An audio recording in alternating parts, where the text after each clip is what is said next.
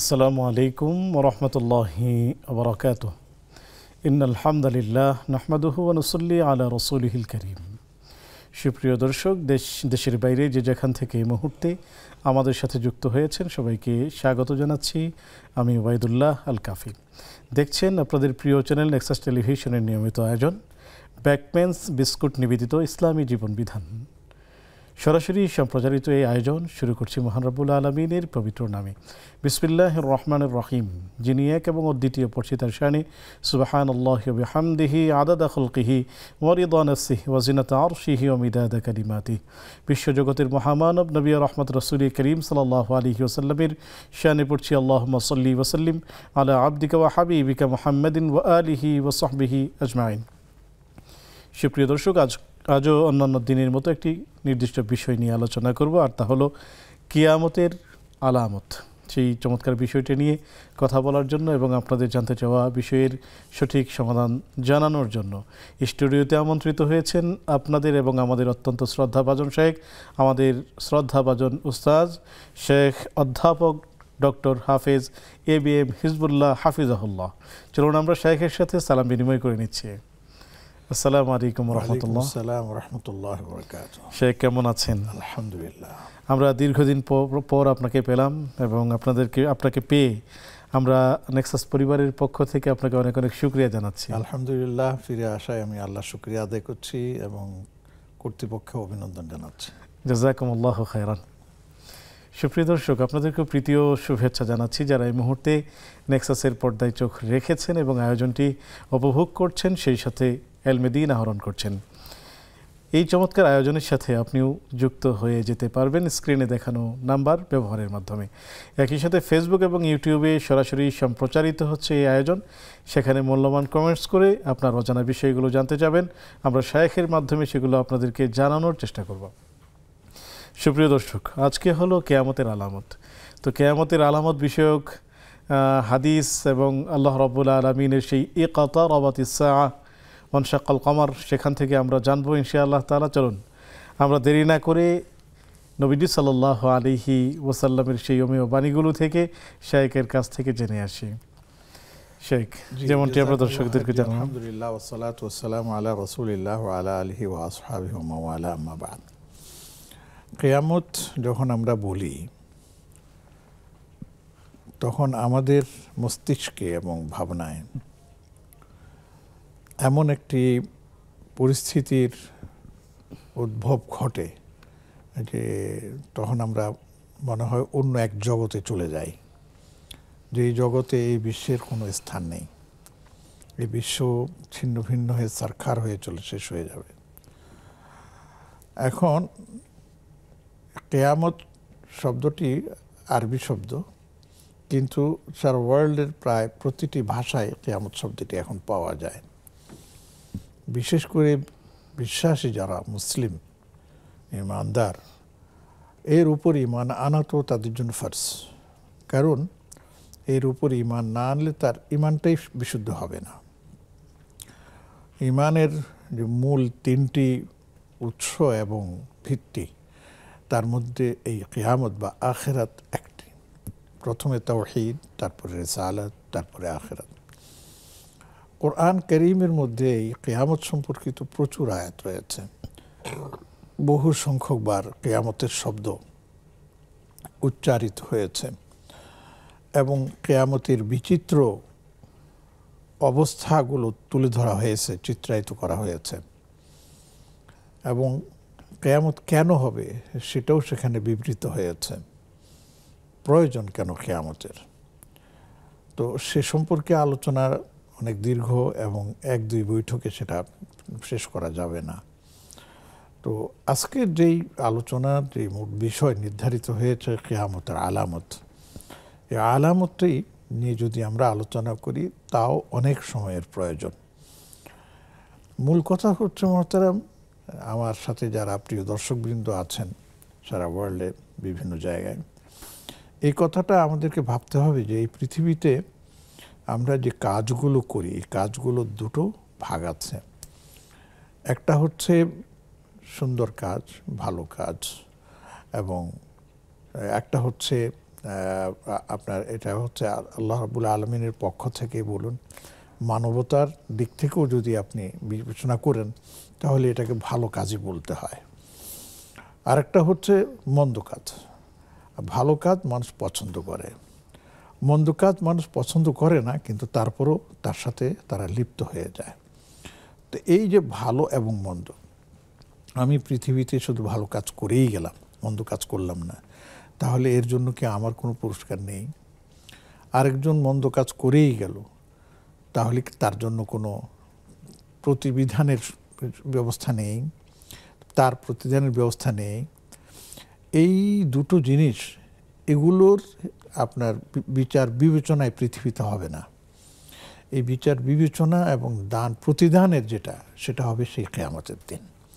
এই জন্যই সেটাকে বলা হয় ইয়াউমুল জাযা, প্রতিদানের দিন। এই জন্যই সেটাকে বলা হয় মালিক ইয়াউমুদ্দিন, যেদিন আমাদেরকে সেটা দেয়া হবে। এই পৃথিবীতে আল্লাহ রাব্বুল আলামিন তার বান্দাদেরকে উন্মুক্ত ছেড়ে দিয়েছেন, স্বাধীনভাবে ছেড়ে দিয়েছেন। তুমি ভালো কাজ করতে চাও, করো, বাধা দেওয়া হবে না। তুমি অন্যায় করতে চাও, করো, তোমাকেও বাধা দেওয়া হবে না। তবে ভালো কাজের জন্য উৎসাহিত করা হবে, আর মন্দ কাজের জন্য তোমাকে নিরুৎসাহিত করা হবে, সতর্ক করা হবে, যেটাকে কোরআনের ভাষায় বলা হয় আল আমরু বিল মারুফ ওয়ান নাহি আনিল মুনকার। শেখ, আমরা এই জায়গা থেকে আসব, একজন দর্শককে যুক্ত করে নিই। জি, আসসালামু আলাইকুম ওয়া রাহমাতুল্লাহ। আসসালামু আলাইকুম ওয়া রাহমাতুল্লাহ। ওয়া আলাইকুম আসসালাম ওয়া রাহমাতুল্লাহ। ভাই, আমি ঢাকা বাড্ডা থেকে বলতেছি, খুশিদা বেগম। স্বাগতম প্রিয় বোন, প্রশ্নটি করুন। ভাই, আমার দুইটা প্রশ্ন। আমি এই যে নামাজ পড়ে আসি তাড়াহুড়ো করে, আপনাদের নিয়মিত দর্শক, আমি এটা দেখার জন্য অপেক্ষা করি। আমি এতে দেখি দরুদ শরীফ অন্য জিকির করতে পারবো কিনা ভাই 1 ঘন্টা। প্রোগ্রাম দেখা অবস্থায় দুরূদ পড়তে পারবেন কিনা? জি জি। তারপরে আরেকটা প্রশ্ন হচ্ছে যে আমার ভাই, আমি ওই যে আরবি পড়ি, তর্জমা পড়ি, খতম করছি, এখন শুধু আরবি পড়তেছি, আমার নিয়মটা কি শুদ্ধ হচ্ছে? প্রথমে আরবি পড়ছেন, দ্বিতীয় প্রশ্নটি আবারও করুন। ভাইয়া, আমি প্রথমে আরবি পড়ছি, পরে তর্জমা করছি, পড়ার পরে খতম করছি, এখন ওইটা শেষ করার পরে এখন আবার শুধু আরবি পড়তেছি, আমার কিছু হচ্ছে? কি পড়ছেন? কোরআন? কোরআন তেলাওয়াত জি, জি। করতেছি ভাইয়া, কোরআন তেলাওয়াত। আরেকটা প্রশ্ন করতে পারি ভাইয়া? জি, অবশ্যই। ভাইয়া, ওই যে সকালে আমি ইয়াসিন সূরা পড়ি, দুপুরে কোরআন তেলাওয়াত করি, ওইটা কি আমার সম্মত হচ্ছে? জি জি, প্রিয় বোন, আমাদের সাথেই থাকুন, শায়েখ উত্তর দিবেন ইনশাআল্লাহ তাআলা। আসসালামু আলাইকুম ওয়া রাহমাতুল্লাহ। ওয়ালাইকুম সালাম ওয়া রাহমাতুল্লাহি ওয়া বারাকাতুহু। হুজুর, আমার দুইটা প্রশ্ন। জি, প্রিয় বোন, স্বাগতম, প্রশ্নটি করুন। আমার প্রথম প্রশ্ন হচ্ছে যে কসরের নামাজ সম্বন্ধে, মানে কসরের নামাজ যদি চট্টগ্রাম থেকে ঢাকা হয় বা 2-1 দিনের জন্য, এক্ষেত্রে কসর করলে বা জামাতে করতে পারবে না। আর আমরা জানি যে কসরের নামাজটা একাকি পড়লে ফরজ 2 রাকাত পড়তে হয়। এখন সুন্নত নফল পড়তে হবে কিনা, জি এটা 1 নাম্বার প্রশ্ন। আর 2 নাম্বার প্রশ্ন হচ্ছে যে মানে আমরা জানি যে মানে 5 ওয়াক্তে 5টি সূরা মানে আমল করা বা ভালো, তো এখন কোন ওয়াক্তে কোন সূরাটা আমল করবে? ফজরে সূরা ইয়াসিন, এখন দুপুরে আর আসরে মানে জোহর আর আসরে কোন সূরা পড়বে? এগুলো একটু এটা ভেঙে বলবেন আর কি। জি জি, প্রিয় বোন, আমাদের সাথেই থাকুন, শায়েখ উত্তর দিবেন ইনশাআল্লাহ তাআলা। শেখ বলছিলেন আল্লাহ আমরু বিল মারুফ ওয়ান নাহি আনিল মুনকার। জি। তো এই জন্যই ভালো কাজের জন্য উৎসাহিত করা হয়, মন্দ কাজ থেকে বিরত থাকার জন্য সতর্ক করা হয়। কারণ হচ্ছে যে আল্লাহ রাব্বুল আলামিন হচ্ছেন মালিক ইয়াউমিদ্দিন। তিনি প্রতিদান দিবসের তিনিই হবেন মালিক, একচ্ছত্র অধিপতি। আর তিনি হচ্ছেন মুনসিফ, ইনসাফগার। ওয়ালা ইয়াজলিমু রাব্বুকা আহাদা।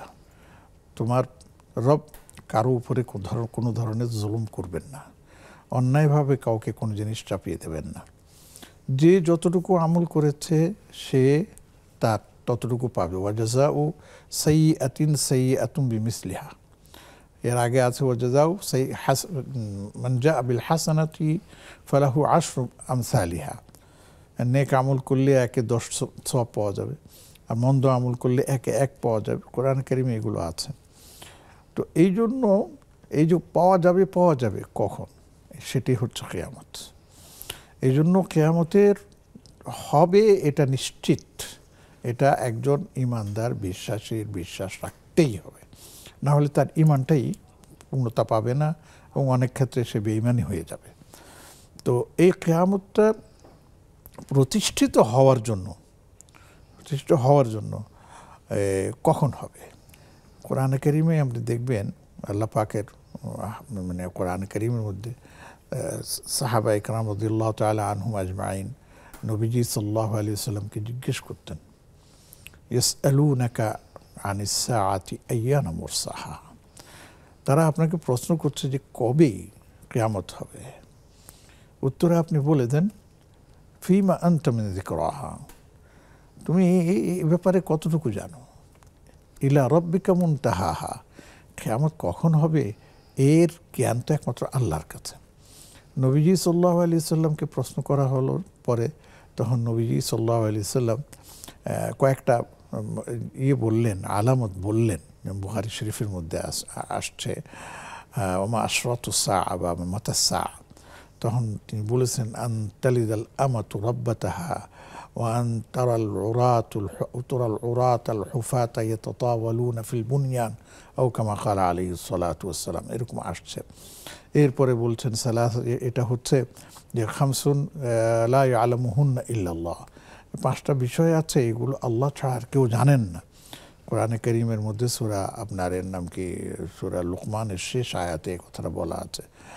হ্যাঁ, তো কিয়ামত কখন হবে এটা সম্পর্কে স্বয়ং নবীজি সাল্লাল্লাহু আলাইহি ওয়াসাল্লামও জানতেন না। নবী সাল্লাল্লাহু আলাইহি ওয়াসাল্লাম জিজ্ঞেস করার পরে তখন এক পর্যায়ে উনি বলছেন, শোনো যে আনা ওয়াসসাআতু কাহাতাইন, এইভাবে হাত মিশিয়ে দিয়েছেন। আনা এটা, ওয়াসসাআতু এটা, কাহাতাইন আমরা পরস্পর এভাবে লেগে আছি। তার মানে কিয়ামতটা দ্রুত আমাদের নিকটবর্তী হয়ে যাচ্ছে। কখন যে কিয়ামত এসে যাবে টেরও পাবে না। কাজেই সার্বক্ষণিক প্রস্তুতি গ্রহণ করতে হবে। এই জন্য সাহাবায়ে কেরাম রাদিয়াল্লাহু তাআলা আনহুম আজমাইন কিয়ামত মানে আসছে এর জন্য সবসময় সদা জাগ্রত অবস্থায় থাকতেন, মানে সতর্ক থাকতেন।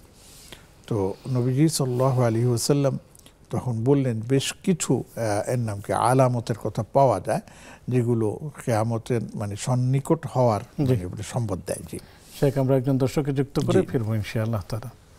আসসালামু আলাইকুম ওয়া রাহমাতুল্লাহ। জি, কে আছেন? জি, ওয়ালাইকুম আসসালাম ওয়া রাহমাতুল্লাহ। হুজুর মোহাম্মদ নীলা বলছিলাম পাবনা সদর থেকে। স্বাগতম প্রিয় বোন, প্রশ্নটি করুন। জি হুজুর, ভালো আছেন আপনারা? অনেকদিন পর আমার পছন্দের হুজুরগুলো পেয়েছি। হ্যাঁ, আলহামদুলিল্লাহ আমরা ভালো আছি, নিশ্চয়ই আপনারাও ভালো আছেন। আছি আলহামদুলিল্লাহ। জি হুজুর, আমি প্রশ্ন করতে চাইছিলাম একটা, সেটা হচ্ছে এই যে ধরেন আমি মাগরিবের সময় কোনো বাইরে গিয়েছি কাজের জন্য, মানে কারণবশত মাগরিবের নামাজ কাজা হয়ে গেছে। এখন এশারের সময় যে কাজাটা পড়ে ফেলবো এটা আমার মনে ছিল না। এশার নামাজ আদায় করলাম, তারপরে মনে পড়ছে, এই জন্য বেতের বাদ রেখে আমি মাগরিবের ফরজ 3 রাকাত পড়লাম। তো এইভাবে কি পড়া যাবে কাজা থাকলে, নাকি কোন নিয়মে পড়তে হবে হুজুর, এটা একটু বলে দিবেন ইনশাআল্লাহ। শেখ উত্তর দিবেন, আপনি আমাদের সাথেই থাকুন প্রিয় বোন। সুপ্রিয় দর্শক, দেখছেন আপনাদের প্রিয় আয়োজন ব্যাকম্যানস বিস্কুট নিবেদিত ইসলামী জীবন বিধান। অনুষ্ঠানের এই পর্যায়ে নিচ্ছি ছোট্ট একটি বিজ্ঞাপন বিরতি, ফিরছি একটু পর, আমাদের সাথেই থাকুন।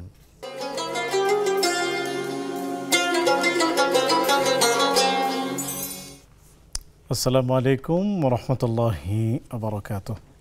সুপ্রিয় দর্শক, বিরতির পর সাদর আমন্ত্রণ জানাচ্ছি আপনাদের প্রিয় আয়োজন ইসলামী জীবন বিধানে, নিবেদক ব্যাকম্যানস বিস্কিটস।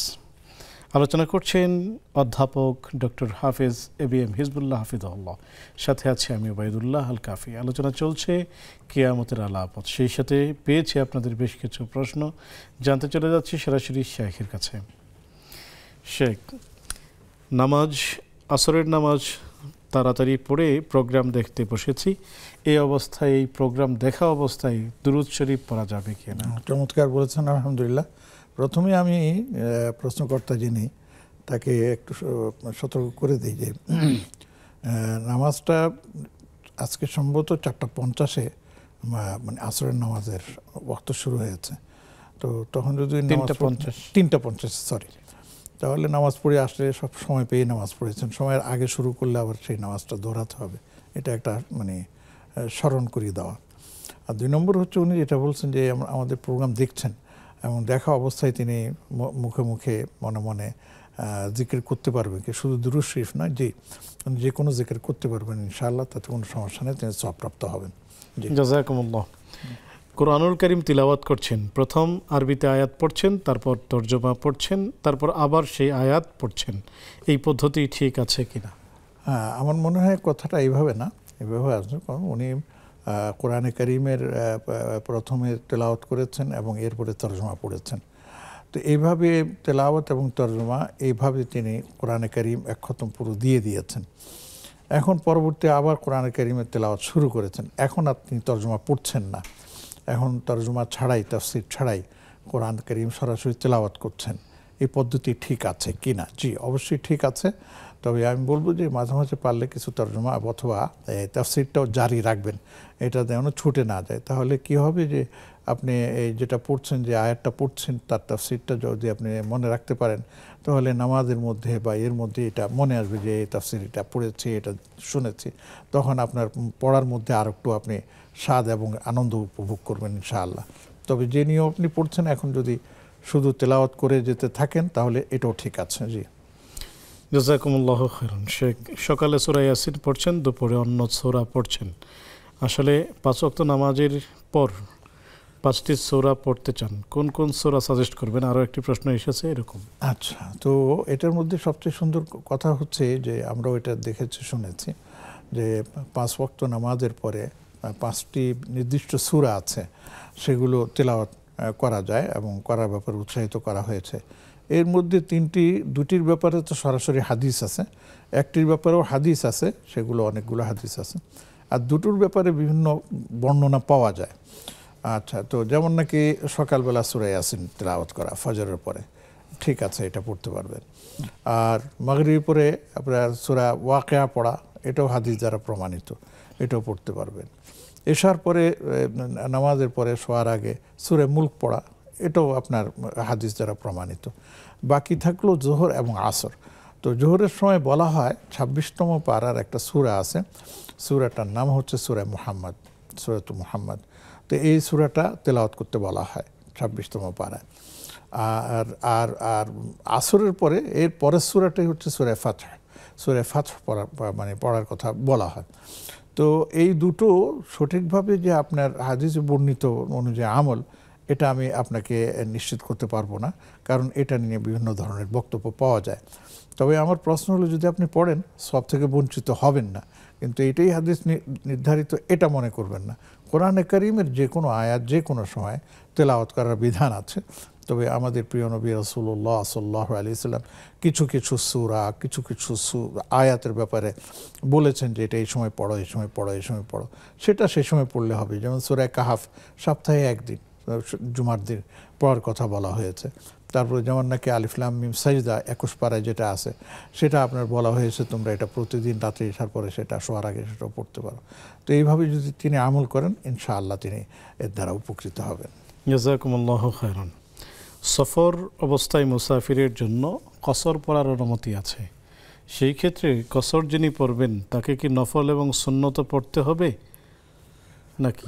চমৎকার একটা প্রশ্ন করেছেন, এরকম প্রশ্নের সম্মুখীন আমরা মাঝে মাঝে হই।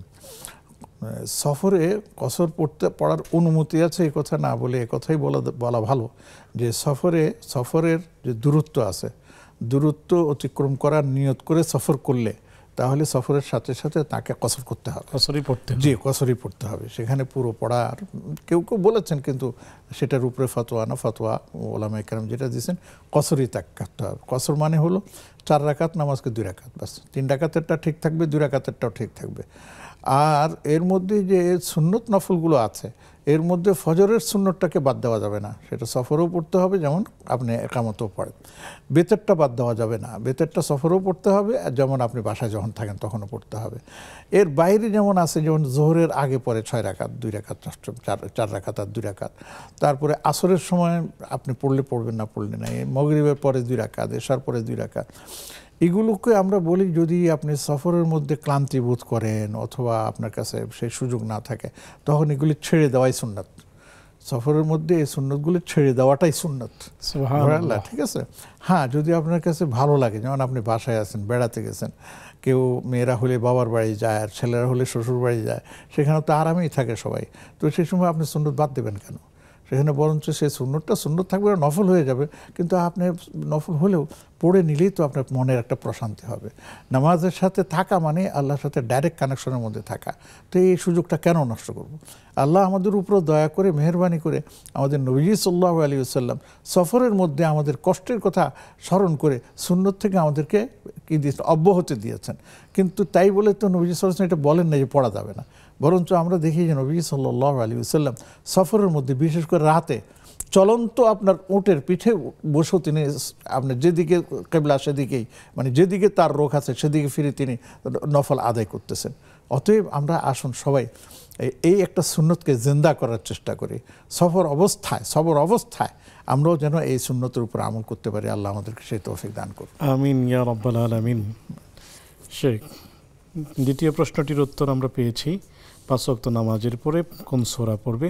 তো আরও একটি প্রশ্ন, সেটি হলো মাগরিবের নামাজ যদি কাজা হয়ে যায় সেটি এশার নামাজের আগে পড়ে কখন পড়তে হবে, কিভাবে পড়তে হবে? এটাকে আমি ছোট্টভাবে এইভাবে বুঝিয়ে দেই প্রশ্নকর্তাকে, যে নামাজ, যে কোনো নামাজ যদি কাজা হয়ে যায়, যে কোনো কারণেই হোক হয়ে যায়, তখন সেটা আদায় করার পদ্ধতি হলো পরবর্তী নামাজের আগে সেটাকে আদায় করে নিতে হবে। ছেলেদের জন্য পদ্ধতি হলো আগে আদায় করতে হবে, কিন্তু তারা মসজিদে গেছে, এখন নামাজ শুরু হয়ে গেছে, এখন যদি ওইটা আগে আদায় করতে যায় জামাত ছুটে যাওয়ার সম্ভাবনা আছে। সেই ক্ষেত্রে তিনি জামাতটা পড়ে নিয়ে তারপরে সেটা আদায় করবেন। আর মেয়েদের ক্ষেত্রে যেহেতু জামাতের প্রশ্ন নেই, এই জন্য তারা আগে পড়ে নেবেন। এটা হচ্ছে 5 ওয়াক্ত নামাজের মধ্যে যদি হয়, যেমন কথার কথা আমাদের প্রশ্নকর্তা বলছেন মাগরিবের কথা, তো এটা উচিত ছিল যে এশার আগে পড়ে ফেলা। এখন এশার পরে মনে হয়েছে, এখন কি করবেন? আমি বলবো যে এশার পরে যখন মনে হয়েছে তখন আপনি এশার পরে মাগরিবের 3 রাকাত পড়ে আবার এশার 4 রাকাত পড়ে নেবেন। এটাকে কেন বলা হয়েছে? যে এটা ধারাবাহিকতা রক্ষার জন্য। মাগরিব এশা এমন না, এশা মাগরিব এটা না, এই জন্যই বলা হয় আবার পড়া। কিন্তু এটা হচ্ছে একদিনের ব্যাপার, 5 ওয়াক্তের ব্যাপার। কথার কথা যে এই যে উনি মাগরিবের নামাজটা কাজা হয়ে গেল, উনি ভুলেই গেছেন, পরবর্তী দিন মাগরিবের সময় ওনার মনে হলো যে আমি তো গতকালকে মাগরিবের নামাজ পড়ি নেই, তাহলে এখন আমার কি হবে? এই ক্ষেত্রে তিনি যেটা করবেন সেটা হচ্ছে পরের দিন যে মাগরিবের নামাজ তিনি পড়েছেন, মাগরিবের নামাজের পরে তিনি কী করতে পারবেন, আগের দিনে রাত মাগরিবের নামাজ পড়তে পারবেন, এবং সেখানে আপনার এশা ফজর আবার দৌড়ানো লাগবে না। ওটা হচ্ছে ওর মধ্যেই আপনার সীমাবদ্ধ থাকে। আফটার অল মানে মূল কথা হচ্ছে যে এইভাবে যদি কাজা হয়ে যায় তাহলে স্মরণ করা মাত্রই সেটাকে আদায় করে নেওয়াটাই হচ্ছে উত্তম। জাযাকুমুল্লাহু খাইরান। আসসালামু আলাইকুম ওয়া রাহমাতুল্লাহ। ওয়া আলাইকুম আসসালাম ওয়া রাহমাতুল্লাহি ওয়া বারাকাতুহু। হুজুর আমি বলতেছি মোহাম্মদ ইকরামুল হক। জি, স্বাগতম প্রিয় ভাই, প্রশ্নটি করুন। জি, বামনডাঙ্গা গাইবান থেকে বলতেছিলাম। হুজুর আপনারা ভালো আছেন? হুজুর আলহামদুলিল্লাহ, আল্লাহ তাআলার রহমতে আমরা ভালো আছি। জি, আমার দুটি প্রশ্ন হুজুর। জি, যে একটি প্রশ্ন হচ্ছে, হ্যাঁ আমি আপনার এই প্রোগ্রামটা দেখতেছি, শুনতেছি, আমার উজু কি করতে হবে? আর উজু করে যদি শুনি না শুনি দেখি তাহলে আমার কি গুনাহ হবে কিনা? উজু উজু উজু ছাড়া। জি, আরো কোনো প্রশ্ন? প্রশ্নটা বুঝতে পেরেছেন হুজুর? জি, আরো কোনো প্রশ্ন? জি, একটা প্রশ্ন, আমি বেতের সালাতে দোয়া কুনুত বলতে ভুলে গেছি, এই অবস্থায় আমি নামাজ শেষ করেছি, দেখি আমার নামাজটা হবে কি না, না সহজটা দিতে হবে। জি, নামাজে কি করেছেন? দোয়া কুনুতটা বলতে পড়ি নাই। জি, এদিকে সহজটা দিতে হবে না নামাজ হয়ে যাবে? জি, আরো কোনো প্রশ্ন? জি না, জি না। জি, প্রিয় ভাই আমাদের সাথেই থাকুন, শেখ উত্তর দিবেন ইনশাআল্লাহ তাআলা। সুপ্রিয় দর্শক, দেখছেন আপনাদের প্রিয় আয়োজন ইসলামী জীবন বিধান, নিবেদক বেকম্যানস বিস্কিট। সময় হলো একটি বিজ্ঞাপন বিরতিতে যাবার, ফিরছি একটু পর, আমাদের সাথেই থাকুন।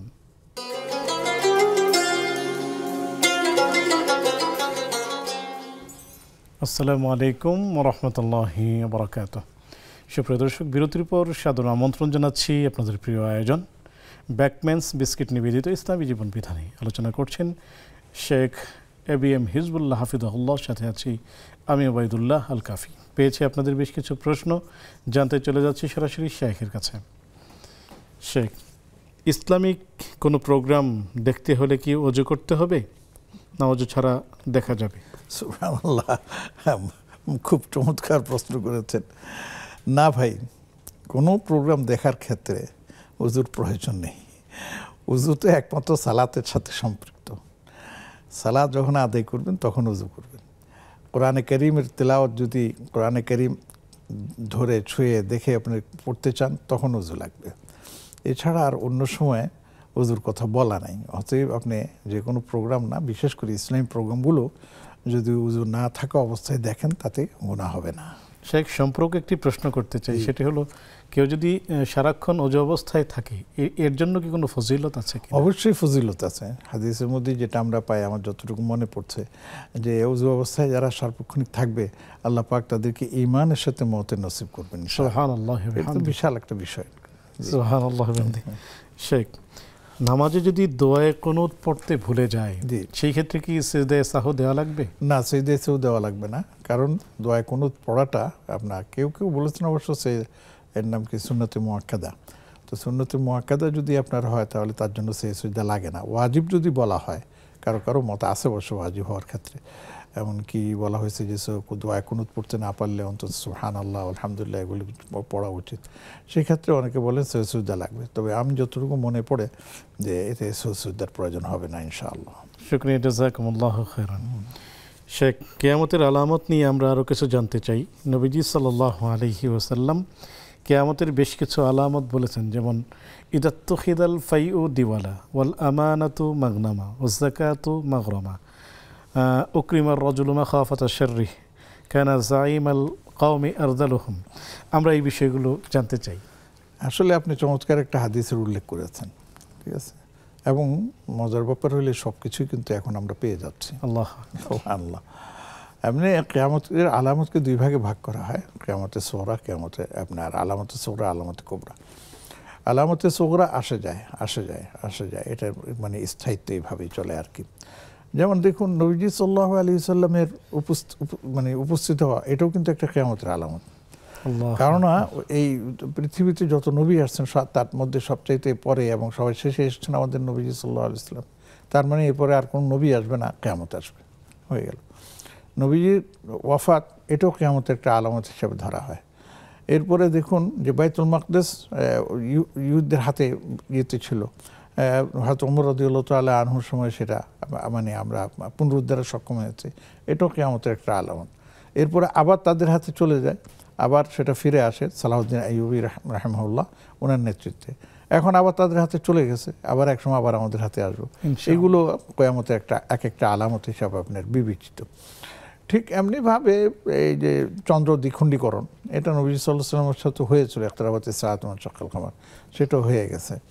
তো এগুলি সব গেছে, এখন আছে কি? আছে হচ্ছে যেটা আপনি বললেন আর কি, যে দেখুন এমন এক সময় আসবে যে সময় এই আনতারাল হুফাতুল উরাত যে তাতাওয়ালুনা বিল বুনিয়ান, এটা আছে যে মানুষ মানে বড় বড় বিল্ডিং করার প্রতিযোগিতায় নেমে পড়বে। আমাদের ঢাকা শহরে কি দেখছেন, আমার মতো বয়সী যারা আছেন 60 ঊর্ধ্ব বাইরে, তারা একসময় ঢাকাকে দেখেছেন কিছুই নেই। সর্বোচ্চ বিল্ডিং এটা ছিল 3 তলা, 4 তলাও পাওয়া যেত না খুঁজে।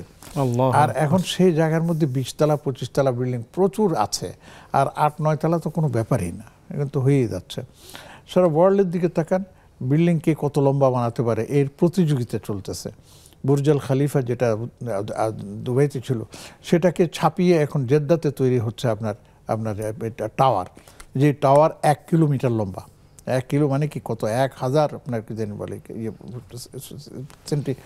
ইয়ের উপরে চলে যাবে। তো এগুলো কিন্তু কিয়ামতের আলামত। আমরা আসবো দর্শককে যুক্ত করে নিতে চাই। আসসালামু আলাইকুম ওয়া রাহমাতুল্লাহ। ওয়ালাইকুম আসসালাম ওয়া রাহমাতুল্লাহি ওয়া বারাকাতুহু।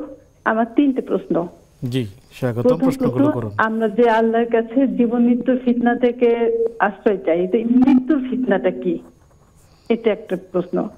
2 নম্বর প্রশ্ন, মুয়াজ্জিন সাহেব আযানে বলেন হাইয়া আলাস সালাহ বলার পর বলেন হাইয়া আলাল ফালাহ, তো এই যে মঙ্গলের জন্য ডাকেন, এটা কি আমরা যে নামাজ পড়ছি সেই মঙ্গল নাকি অন্য কোনো মঙ্গলের কথা বলা হচ্ছে? আর আমার শেষ প্রশ্ন, যে আমরা যখন দরুদ পড়ি বা জিকির করি তখন যদি অন্য মনস্ক হয়ে যায় তাহলে কি সবটা আমরা পাবো? জি, তৃতীয় প্রশ্নটি। এই যে আমরা যে দোয়া দরুদ পড়ি বা জিকির করি আল্লাহ, এইগুলো করার সময় যদি আমাদের মন অন্যদিকে চলে যায় তাহলে কি আমরা সবটা পাবো? জি, প্রিয় বোন আমাদের সাথেই থাকুন, শায়েখ উত্তর দিবেন ইনশাআল্লাহ তাআলা। আসসালামু আলাইকুম ওয়া রাহমাতুল্লাহ। ওয়ালাইকুম সালাম ওয়া রাহমাতুল্লাহি ওয়া বারাকাতুহু। ভাইয়া, স্যারের কাছে আমার দুটো কোয়েশ্চেন। জি, স্বাগতম, প্রশ্নগুলো করুন। আমার ফার্স্ট কোয়েশ্চেন হচ্ছে যে আমি বছরের অধিকাংশ সময় রোজা রাখি, তো এর ভেতরে কোন এক সময় আমি রোজা ছিলাম, তো একজন ভিক্ষুক এসে আমার কাছে কিছু খাবার চেয়েছিল, মানে ভাত চেয়েছিল খেতে। যেহেতু আমি রোজা ছিলাম, আমার রান্না করা ভাত ছিল না, তো আমি বললাম বাবা আমি রোজা তো এখন দিতে পারবো না তোমাকে, এখন তুমি যাও। তো তারপরে কিছুদিন পরে আপনাদের এখান থেকে একজন শাইখ বললেন যে হাসরে নাকি রাব্বুল আলামিন বলবে যে তোমার কাছে আমি খাবার চেয়েছিলাম, তুমি কি আমাকে খাবার দিয়েছিলে, এই জন্য তুমি জাহান্নামী হয়ে যাও। তাহলে কি স্যার আমি কি পাপী হয়ে যাব? আর সেকেন্ড কোয়েশ্চেন হচ্ছে যে কোনো পরেশগার ব্যক্তি, মানে আলেম টাইপের কোনো ব্যক্তি যদি কাউকে কোনো কথা দেয়, কথা দিয়ে যদি উনি কথা না রাখেন তাহলে কি মানে উনার কি বিচার হবে রোজ হাসুরে? মানে উনাকে মুশরিক না মুনাফিক ধরে নেওয়া যায়? স্যার প্লিজ একটু বলবেন। প্রিয় বোন আমাদের সাথেই থাকুন, শায়েখ উত্তর দিচ্ছেন ইনশাআল্লাহ তাআলা। শেখ, আপনি শুনলেন আমরা নবীজি সাল্লাল্লাহু আলাইহি ওয়াসাল্লামের শিখানো দোয়াগুলো পড়ি। আল্লাহুম্মা ইন্নী আউযু বিকা মিন ফিতনাতিল মাহইয়া ওয়াল মামাত। উনি জানতে চেয়েছেন যে মৃত্যুর ফিতনাটা কি? মৃত্যুর ফিতনাটা হচ্ছে আসলে যে আমরা যে কদিন দুনিয়াতে বেঁচে আছি, এই বেঁচে থাকার কারণে আমরা যদি নেক আমল করে থাকি তাহলে সেই ফিতনার জন্য আমাদেরকে মানে চিন্তা করতে হবে না। আর যদি আমরা অন্যায় কাজে লিপ্ত থাকি, হারাম কাজে লিপ্ত থাকি, পাপাচারে লিপ্ত থাকি, তাহলে এই মৃত্যুটা আমার জন্য হয়ে যাবে বড় কষ্টকর। এই সাকারাতুল মউতের কথা যে বলা হয়, এটাই হচ্ছে মৃত্যুর একটা ফিতনা। এবং এখান থেকে আমাদেরকে বেঁচে থাকতে হবে এবং বাঁচার ব্যবস্থা করতে হবে। আর সেই ফিতনা থেকে বাঁচার একমাত্র উপায় হচ্ছে আমাদেরকে নেক আমলের প্রতি মনোযোগী হতে হবে, অন্যায় থেকে বিরত থাকতে হবে, গুনাহ থেকে আমাদেরকে বিরত থাকতে হবে। সার্বক্ষণিকভাবে আল্লাহর কাছে আপনার এই তওবা ইস্তিগফার মাধ্যমে যেতে হবে যে আল্লাহ আমার জানতে অজান্তে ইচ্ছা অনেক চায় যে গুনাহগুলো করে ফেলেছি, আপনি আমাকে মাফ করে দেন এবং মৃত্যুর সময় আমাকে কষ্টের মধ্যে আপনি ফেলবেন না। ইনশাআল্লাহ তিনি ফিতনা থেকে বেঁচে যাবেন ইনশাআল্লাহ তাআলা। জাযাকুমুল্লাহু খাইরান। শেখ, হাইয়া আলাল ফালাহ আজানের সময় মুয়াজ্জিন বলে থাকেন, এই যে মঙ্গলের দিকে ডাকেন, কোন মঙ্গল? নামাজ পড়বে এই মঙ্গল না আরো কোনো মঙ্গল? সুবহানাল্লাহ, এটা তো বড় চমৎকার। উনি যে এভাবে চিন্তা করেছেন এই জন্য ওনাকে ধন্যবাদ। আসলে সালাতের মধ্যেই হচ্ছে মঙ্গল। তার মানে আমি ডেকেছি তোমাদেরকে সালাত, এখন আমাদের উপায়টা কি? সালাতের দিকে আল্লাহ পাক ডাকছেন আর আমি অন্য কাজে ব্যস্ত। তো অন্য কাজে ব্যস্ত, তো সালাতকে আমি একটু ইগনোর করলাম, একটু উপেক্ষা করলাম, এটা আমার জন্য ঠিক হয়নি। এই জন্যই মুয়াজ্জিন আমাকে স্মরণ করিয়ে দিচ্ছে যে দেখো তুমি অন্য জায়গার মধ্যে নিজেকে মানে মানে লিপ্ত করে ফেলছো, সালাতকে তুমি কিদিন উপেক্ষা করে, এটার মধ্যে মঙ্গল নাই, বরঞ্চ সালাতের মধ্যেই মঙ্গল। আগে সালাত আদায় করো, সালাত আগে আদায় করো, তারপর তুমি অন্য কাজে মনোযোগী হও, তাহলে ওই সালাতের কারণে তুমি অন্য কাজের মধ্যে মঙ্গল পাবে। আসলে এখানে মানে হাইয়াল ফালাহ বলতে এই কথাটাই বোঝানো হচ্ছে যে পৃথিবীর সকল কি জানি বলে আপনার সাফল্য নিহিত আছে নামাজের মধ্যে। আপনি নামাজ নিয়মিত আদায় করুন, আপনার অন্য সব কাজগুলোকে আল্লাহ পাক সহজ করে দেবেন।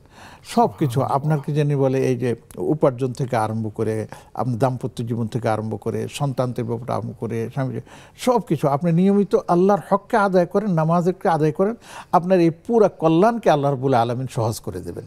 এই ফালাহ দ্বারা জীবনের সার্বিক কল্যাণকে বোঝানো হয়েছে নামাজের মাধ্যমে। জি, শুকরিয়া, জাযাকুমুল্লাহু খাইরান।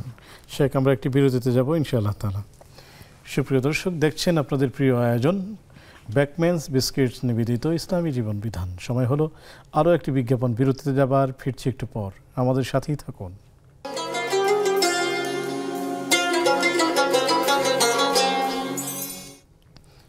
আসসালামু আলাইকুম ওয়া রাহমাতুল্লাহি ওয়া বারাকাতুহু। সুপ্রিয় দর্শক, বিরতির পর সাদর আমন্ত্রণ জানাচ্ছি ব্যাকম্যানস বিস্কিট নিবেদিত ইসলামী জীবন বিধানে। আলোচনা করছেন শেখ ABM হিজবুল্লাহ হাফিজাহুল্লাহ, সাথে আছে আমি ওবায়দুল্লাহ আল কাফি। আলোচনা চলছিল কিয়ামতের আলামত, সেই সাথে পেয়েছি বেশ কিছু প্রশ্ন। সেই প্রশ্নের উত্তর জানতে সরাসরি শেখের কাছেই চলে যাচ্ছে।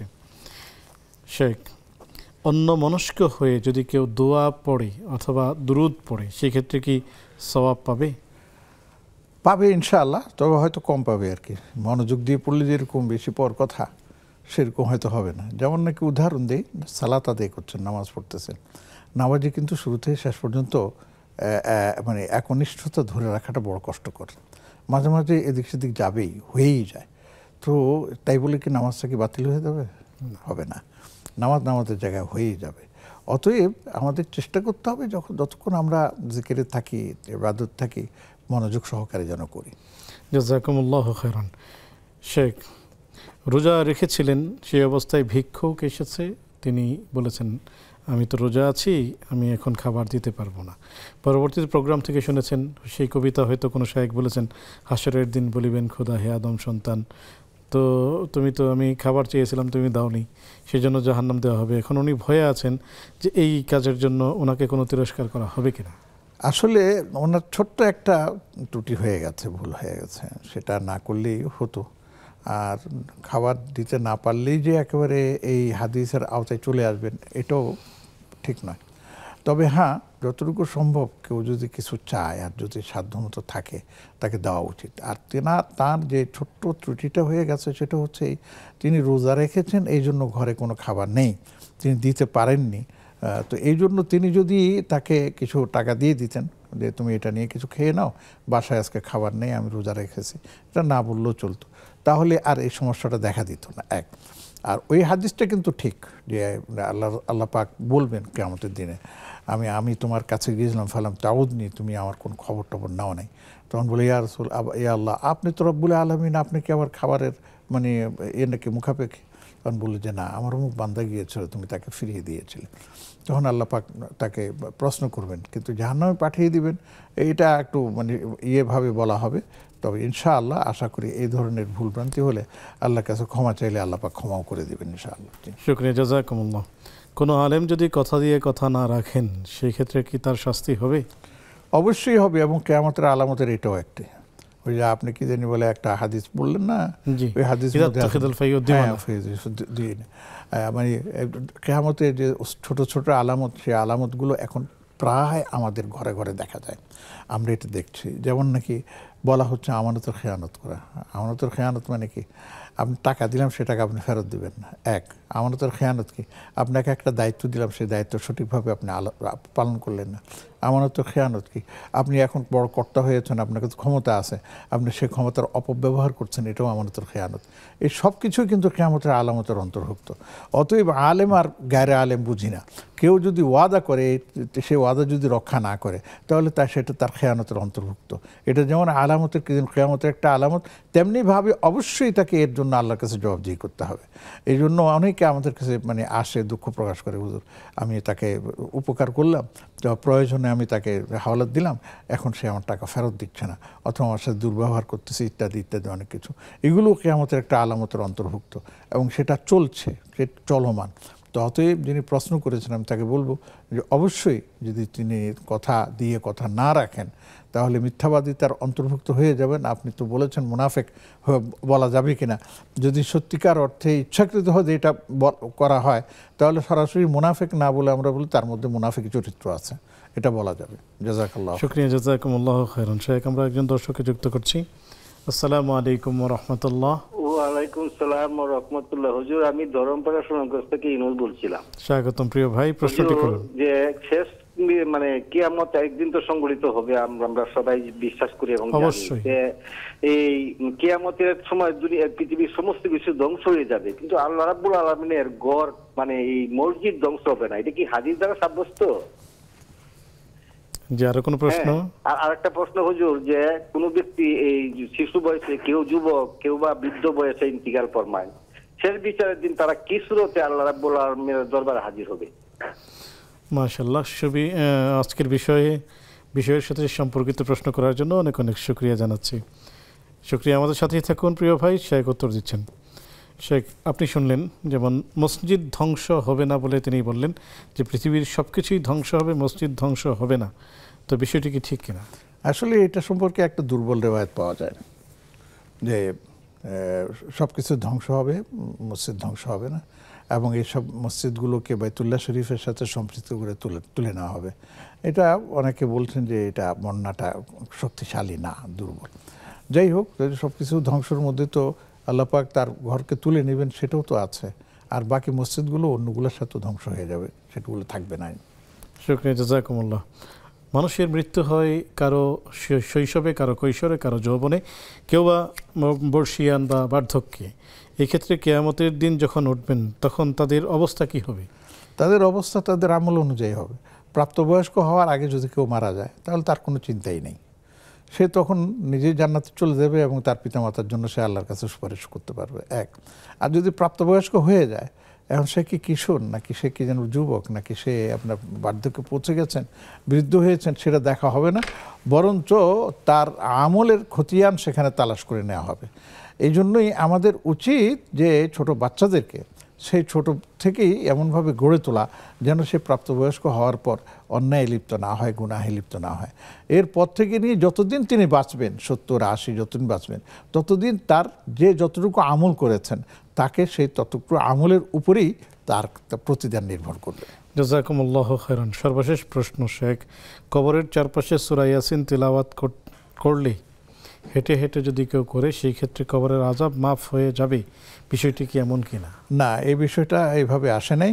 এবারে কবরের পাশে বসে কোরআন তেলাওয়াত করতে হবে এটা জরুরি না। এটা আমাদের দেশে অনেক জায়গায় এটা প্রচলিত আছে। আমি ভাই যদি কোরআনে কারীম ঘরের মধ্যে পড়লাম, মসজিদে পড়লাম, পড়ে আল্লাহর কাছে বললাম যে আল্লাহ আমি এই তেলাওয়াতটা করেছি, যে কোনো সূরা, আল্লাহ আপনি এই সওয়াব আমার পাওয়ার জন্য, আমার মায়ের জন্য বা অমুকের জন্য আপনি গ্রহণ করুন, যাবে না? আল্লাহকে সে পৌঁছাতে পারবেন না? তো এখানে আমার কবরস্থানে বসে, চারিদিকে বসে সেটা তেলাওয়াত করা, এটা অনেক ক্ষেত্রে এই কবরস্থানের এহানত হয়ে যায়, ঠিক আছে না? হ্যাঁ, আপনি সেখানে পড়তে পারেন না, আবার হাঁটে হেঁটে এমনি তেলাওয়াত করা যাবে, সেটা ভিন্ন কথা, সেটা ভিন্ন প্রসঙ্গ। কিন্তু এইভাবে না করে আমি আপনাদেরকে বা আমার দর্শকবৃন্দু যারা আছেন সবাইকে উদাত্ত আহ্বান জানাবো যে আমাদের মাইয়িতদের জন্য আমরা ইসালে সওয়াব করব, এবং সেটা ঘটা করে সেখানে গিয়ে করতে হবে জরুরি না। সেটা আমরা ঘরে বসে যে যার মতো করে আমরা তেলাওয়াত করলাম, সালাত আদায় করলাম, কখনো আমরা রোজা রাখলাম, কিছু আল্লাহর রাহে আমরা দান করলাম, সাদাকা করলাম, সেখান থেকে আমরা দিতে পারি। অনেক অনেক শুকরিয়া শেখ, জাযাকুমুল্লাহু খাইরান। সুপ্রিয় দর্শক, কিয়ামতের আলামত সম্পর্কে আমরা জেনে নিলাম। কিয়ামত অবশ্যই সংঘটিত হবে এবং তখন বাবা তার সন্তানকে ভুলে যাবে, মা তার সন্তানকে চিনবে না এবং স্বামী তার স্ত্রীকে চিনবে না।